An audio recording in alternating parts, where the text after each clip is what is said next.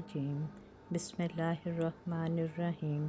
صحیح بخاری حدیث نمبر 30 فصل ایمان کا بیان۔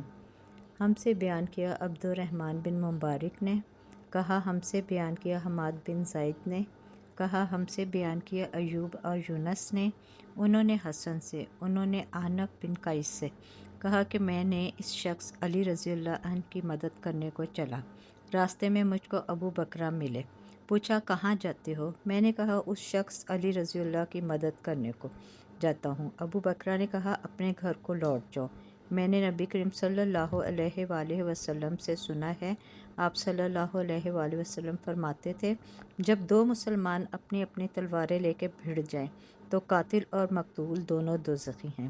میں نے عرض کیا یا رسول اللہ، قاتل تو خیر ضرور دوزخی ہونا چاہیے، مقتول کیوں؟ فرمایا وہ بھی اپنے ساتھی کو مار ڈالنے کی حرص رکھتا ہے، موقع پاتا ہے تو وہ اسے ضرور قتل کر دیتا ہے، دل کے عزم صمیم پر دوزخی ہوا۔